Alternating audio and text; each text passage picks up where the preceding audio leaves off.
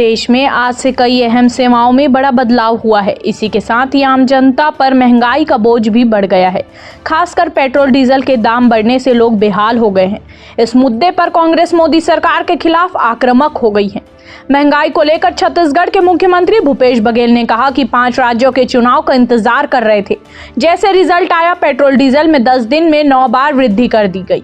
Commercial gas cylinder की भी कीमत बढ़ गई है। इसमें से आम जनता पर भार बढ़ गया है। सीएम ने आगे कहा कि आप किसी पर भी टैक्स लगाएं, उसका खामियाजा आम जनता को ही भुगतना पड़ता है।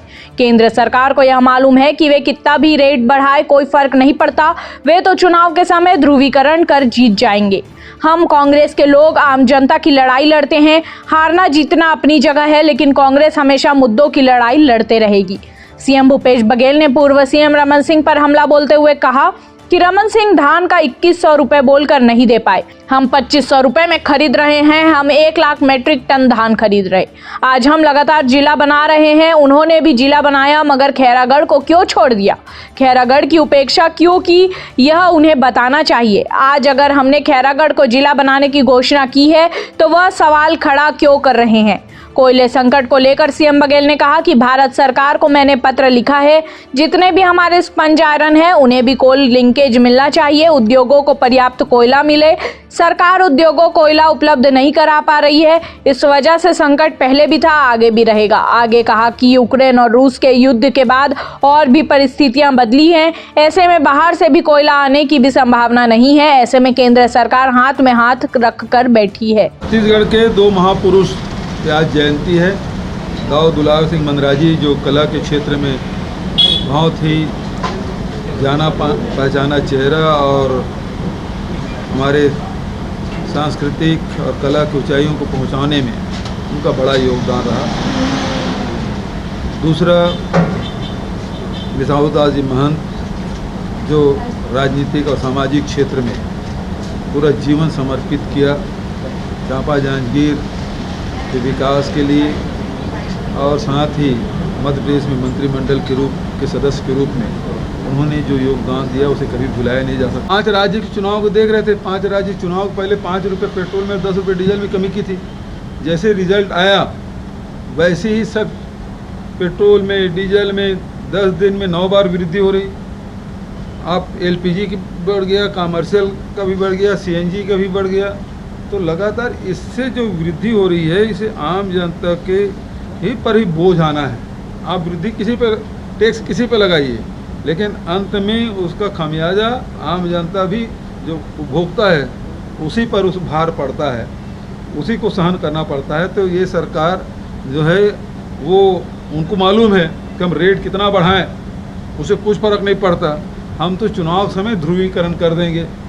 हिंदू मुस्लिम, हिंदू क्रिश्चियन, हिंदू सिख, ये करके वोट ले लेंगे और इससे कुछ फ़र्क पड़ता नहीं, क्योंकि वोट तो वो दूसरे नाम से मांगते हैं और इसलिए उनको कोई चिंता नहीं है।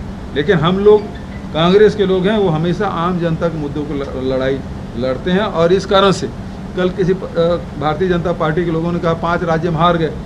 हारना जीतना अपनी जगह है, लेकिन कांग्रेस हमेशा मुद्दों की लड़ाई लड़ती रही है और आगे भी लड़ती रहेगी।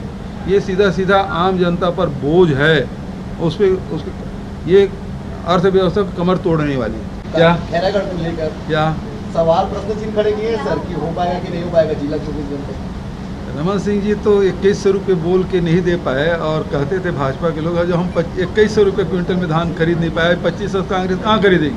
आज 3 साल बीत गया, वो 60 लाख मीट्रिक टन धान नहीं खरीद पाते थे। आज हम 98 लाख मीट्रिक टन धान खरीद रहे हैं। और जिस जगह में वो अपने मातृभूमि कहते हैं, उसके लिए उन्होंने कुछ किया नहीं खैरागढ़ के लिए। आज लगातार हम लोग जिला बना रहे हैं। उन्होंने भी जिला बनाया, लेकिन खैरागढ़ को क्यों छोड़ के रखे थे? क्यों खैरागढ़ के साथ उपेक्षा व्यवहार उन्होंने किया? उनको बताना चाहिए कि आखिर वो बस्तर के बहुत सारे ज़िले बनाए, दूसरे जगह जिला बनाए, बलौदाबाजार जिला बनाए। उसके कार्यकाल में जिला नहीं बना, इसी बात नहीं, लेकिन खैरागढ़ की उपेक्षा उन्होंने क्यों की?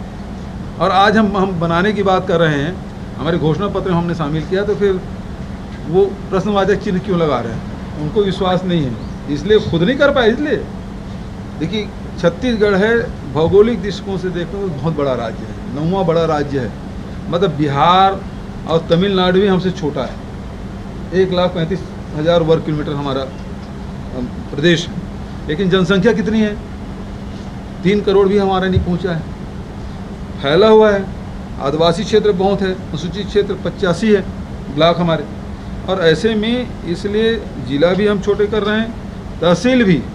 अब 3-3.5 साल में 85 तहसील बनाए हम लोग। किसको कहते हैं? किसी सरकार में किसी के एक कार्यकाल में 85 तहसील नहीं बना होगा किसी भी प्रदेश में, लेकिन छत्तीसगढ़ में हमने बनाया ताकि ये लोगों को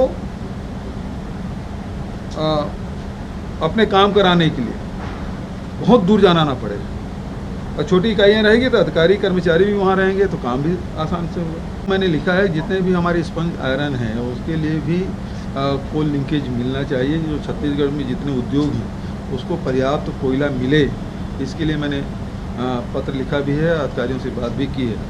और भारत सरकार कोयला उपलब्ध नहीं करा पा रही। पिछले समय भी संकट थे और अब समय भी, इस समय भी संकट घर आने वाला है, लेकिन इस दिशा में भारत सरकार ने कुछ किया नहीं। विदेशों से कोयला आने की संभावना वैसे ही कम है। यूक्रेन और रूस के युद्ध के बाद और परिस्थितियां बदली है, और ऐसे में भारत सरकार हाथ पे हाथ धरी बैठी है। मैंने बहुत सारी बात की।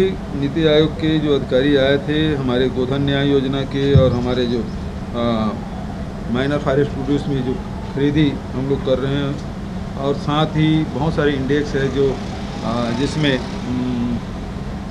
जो एक्सप्रेशनल डिस्ट्रिक्ट है वहाँ जो हम लोगों ने काम किया है आकांक्षी जिलों में, और सारे इंडेक्स हमने पार किया है, जिसमें बीजापुर है, सुकमा है, बस्तर है, कोंडागांव है, दंतेवाड़ा है। इन जिलों को पुरस्कार भी मिला है, और डेल्टा रैंकिंग में पुरस्कार मिला है, और बहुत सारे हमने नया अचीव किया है। तो हमने ये मांग की है कि जब रैंकिंग करते हैं तो हमने संस्कृति को बढ़ावा देने के लिए, वहाँ के लोकल लैंग्वेज है उसको बढ़ावा देने के लिए राज्य सरकार काम करे, तो उसको भी शामिल किया जाना चाहिए। दूसरी बात मैंने कही कि एक तरफ जैसे भारत सरकार केमिकल फर्टिलाइज़र में अनुदान देती है, हम लोग केमिकल फर्टिलाइज़र के उपयोग को कमी भी कर रहे हैं। हम वर्मी कंपोस्ट बना रहे हैं, 14 लाख क्विंटल वर्मी कंपोस्ट बना के खेतों में पहुंचाने का भी काम किया। तो जो सब्सिडी आप फर्टिलाइज़र कंपनियों को देते हैं तो वो सब्सिडी हमारे राज्य सरकार को देना चाहिए, ताकि हम अंतिम के जो स्व सहायता समूह उन तक ये राशि पहुँचा सकें। दूसरी बात हमने कहा कि हमारे छत्तीसगढ़ में हम पैरा नहीं जलाते, कार्बन उत्सर्जन नहीं होता उससे। बहुत सारे किसानों से पैरादान हमने किया है, लगभग 15 लाख 20 लाख क्विंटल हमने पैरा इकट्ठा किया है, और उसे चारे के रूप में परिवर्तित कर दिया, गोबर के रूप में परिवर्तित हुआ है। तो इससे भी कार्बन उत्सर्जन कम हुआ है, और ग्लोबल वार्मिंग में थोड़ा सा ही सही हमारा योगदान है। तो उसमें भी हम लोगों को भारत सरकार की तरफ से कुछ प्रोत्साहन हमको मिलना चाहिए। नीति आयोग से मैंने ये भी बात की कि क्योंकि हमारे यहाँ लघु उपज 74% हम पूरे देश का खरीद रहे हैं, एक साल नहीं है दूसरे साल है, और उसका वैल्यू एडिशन भी कर रहे हैं। और मिलेट से भी मिलेट मिशन भी बनाया हमने, और उसकी खरीदी की व्यवस्था की, न केवल समर्थन में घोषित किया बल्कि खरीदी की व्यवस्था की। ऐसे में इसको बढ़ावा देने के लिए हमारे पास जो एयरपोर्ट है उसमें कार्गो सुविधा होनी चाहिए, इंटरनेशनल कार्गो की व्यवस्था हो, ताकि हमारे छत्तीसगढ़ में फल फूल के सबके उत्पादन हो। ड्रैगन फ्रूट भी यहाँ उत्पादन होता है, बहुत प्रकार के फल भी हैं, सब्जियां भी हैं, और लघु उपज है, वनौषधि है, मिलेट्स है, सब उत्पादन कर रहे हैं। तो इसको हम यदि विदेशों में भेजना चाहें तो हमारे पास लैंडलॉक स्टेट है, हमारे पास कोई पोर्ट नहीं है, तो हमारे पास कार्गो की सुविधा होनी चाहिए। ये बात मैंने कही। और अंतिम बात मैंने कहा कि भारत सरकार जो सुप्रीम कोर्ट के आदेश से जितने भी प्राइवेट कोयला खदान जो संचालित कर रहे थे उसने पेनाल्टी लगाया था।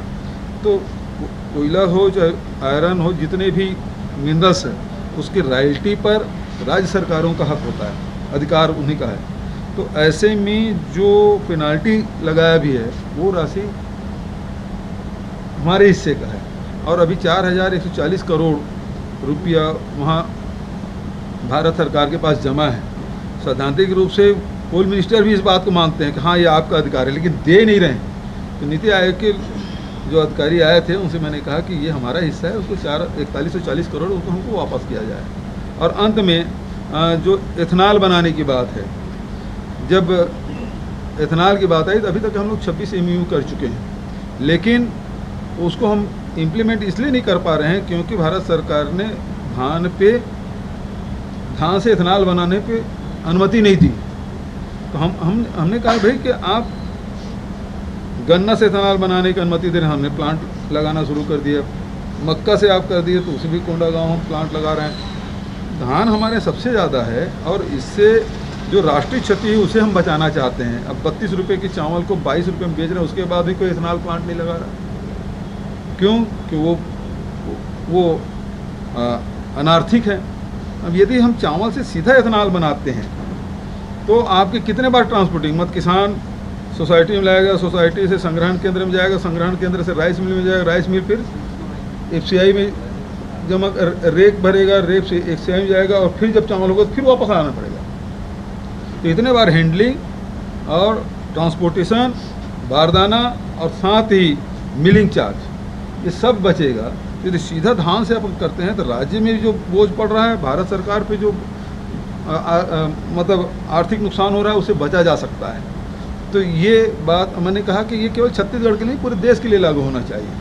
और मांग तो हमने सबसे पहले कि मेरे ही पत्र से वो फाइल चली है और मैं प्रधानमंत्री जी वर्चुअल मीटिंग में मैंने कई बार बात की है, जो पेट्रोलियम मिनिस्टर है और खाद्य मंत्री है, कृषि मंत्री, सबसे मैंने बात की।